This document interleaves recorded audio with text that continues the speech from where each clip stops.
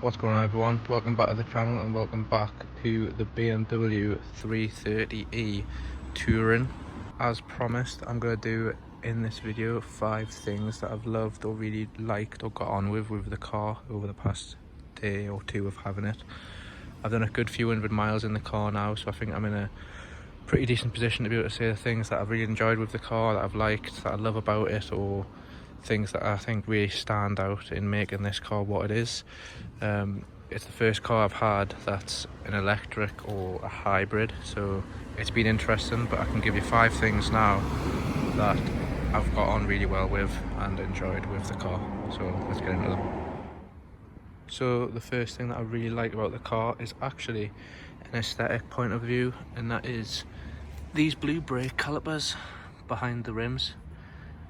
It's the first car I've had where the brake calipers have stood out and been a contrasting colour rather than just a black, silver or grey, and I actually really like them. You come up to the car, you walk up with them and you see the blue brake calipers, and I just think it sets them off a bit. It makes the alloys look even nicer and it goes really well with the car. Obviously we've got the M Sport detailing on them.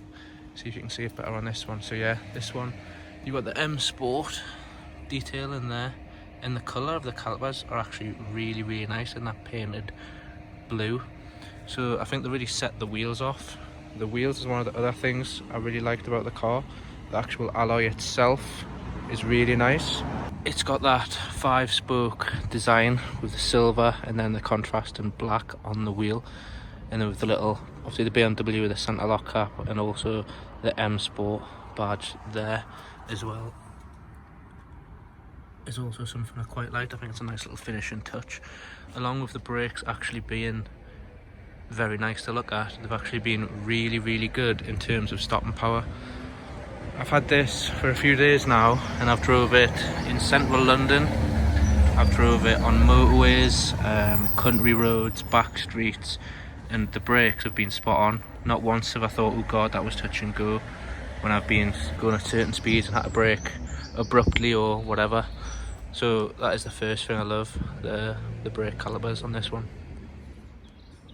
The second thing I've really liked about this, and I know BMW grills and front bumpers have got a stick since the change, and I understand why, something that was so iconic they've changed, but at the same time I know it's not a massive change or a massive difference, but I actually really like this new black grille on the front.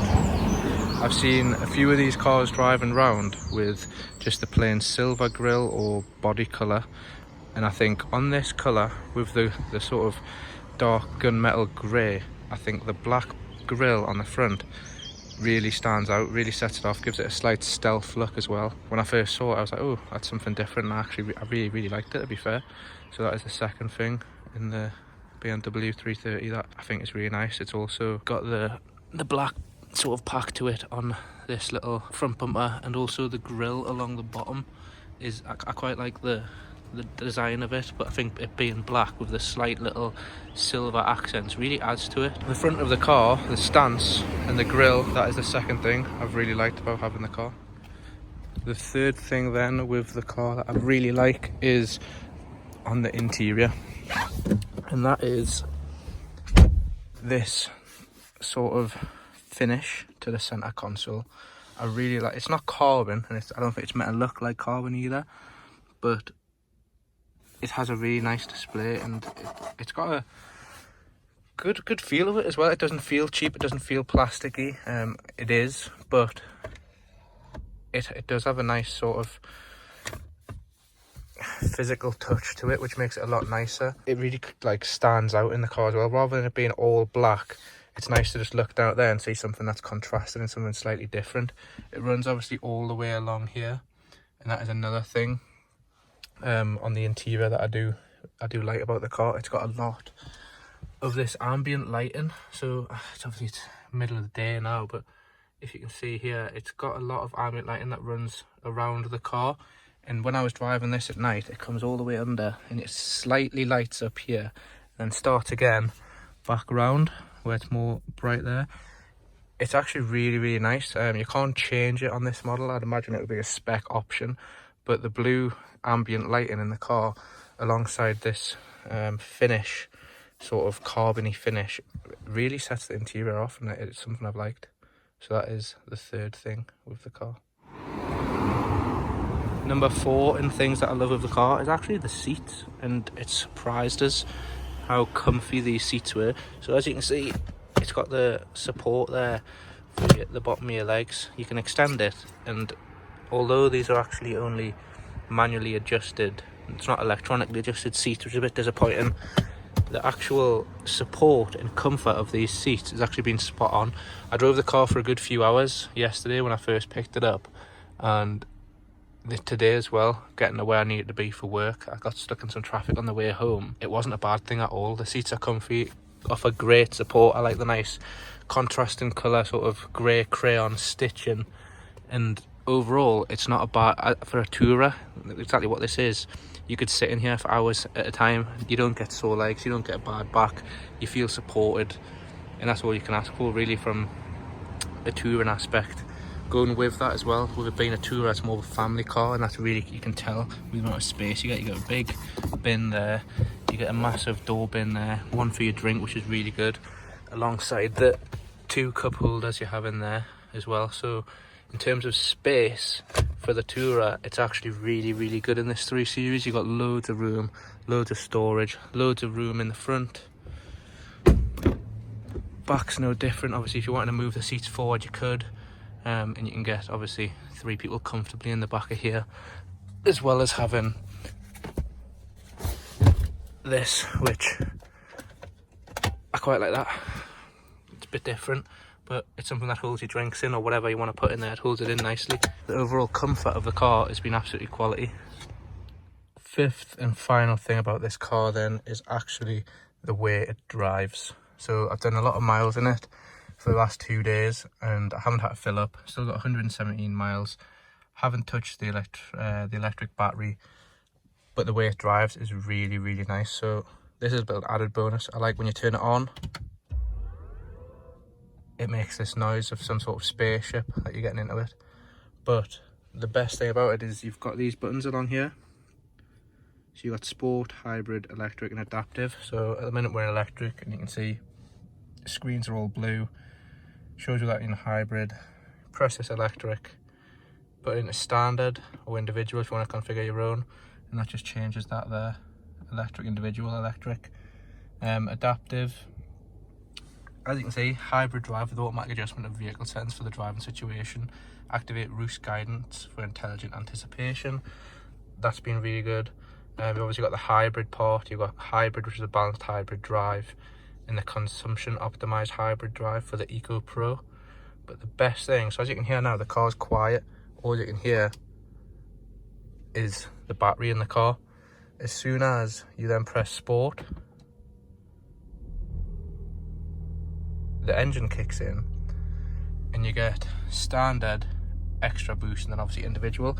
But you can also knock this to one side, put it in drive, knock it one side and put it in sport.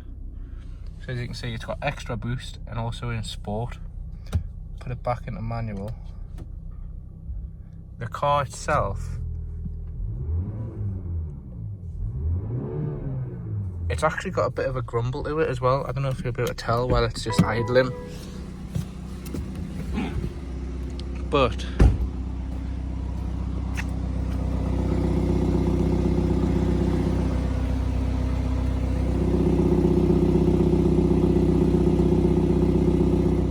the exhaust and the bit of the turbocharged at 2 litre engine, yes, it's a petrol, so that gives it a bit more of a boost, but the noise of the car I was actually really surprised with. Being a hybrid, obviously you get this as well, turn it off. Being a hybrid, I was expecting just this really boring, quiet drive, but knocking into sport or extra boost, whatever, it's actually really nice to listen to when you're driving. It obviously pulls away in electric usually, so if I get this back up and then sport, so extra boost has maximum electric and combustion drive power, dynamic vehicle setting, brilliant, just what I want. So yeah, it knows when to use the electric motor as well as the petrol. So if you're pulling away or you're speeding up or whatever, it mixes the two together and honestly makes a really nice drive, and I couldn't fault it at all. I drove this on the motorway comfortably. It's been really nice for, even though the size of the vehicle and whatever, it's been really nice to take on country roads just because of the power. It puts down a lot of power. I think it's something like 184 horsepower, but add on the battery and it's a good, I think it's 112 extra horsepower it adds when you put the battery on. So you're looking nearly 300, nearly 200, high 200s, 300 for horsepower when you add the both together, and that's all you can ever need, especially in a tourer. This is seen as more of a family car, but it's definitely got its sporty side of it, and that is the final thing that I've absolutely loved about the car, to be fair. I wasn't expecting such a nice drive, but it's surprised us, and it's really pleasantly surprised us. There you have it, guys. They are the 5 things that I've really liked and loved about this car. I've had it for a few days now. I'll be going away tomorrow, getting a few new cars in the next few weeks, so I'll be doing some reviews on them if they're decent enough cars and you just want to see them. But as you can hear, the grumble of the car, it's been really good. I've actually enjoyed having this just as much as I've enjoyed having the Audi or the Range Rover and getting in other cars. It's really surprised us, the fact that a hybrid can actually have the power it has, the noise it has, and the drivability that it has at the same time. It's been great to have, and I can't fault it at all. So if you like this video, be sure to give it a like, subscribe, drop a comment down below if you like, and cheers for watching, guys. Catch you later.